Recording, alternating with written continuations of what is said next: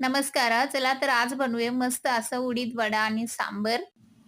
आज प्रतीक्षाचं सुट्टी होतं. आज टीचर्स डेमुळं म्हटलं तिच्यासाठी उडीद वडा बनवायचं. तर रात्रीच मी 1 वाटी तांदूळ, 2 वाटी उडीद आणि थोडंसं हरभरा डाळ 1 चमचाभर इतकं स्वच्छ त्याला धुवून घेतली खळाखळात 2-4 पाण्याने घासून व्यवस्थित. कारण त्याला पावडर लावून ठेवलेलं असतं. त्यामुळे स्वच्छ धुवून मग एकदम जितकं हवे तितकंच पाणी म्हणजे ते ठेवलं. त्यानंतर मस्त असं मिक्सरमधनं वाटून घेतली बारीक व्यवस्थित सकाळी.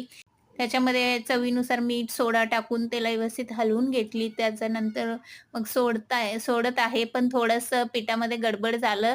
त्याचं बारीक लवकर होत नाही म्हणून थोडंफार पाणी टाकल्यामुळं ते आकार इतकं परफेक्ट नाही जमलं. घट्ट पीठ असलं तरच छान आकार जमतं. आकार नाही जमले, पण ठीक आहे. पण चव एकदम परफेक्ट झालेला आहे. सांबर बघू शकता मस्त असं.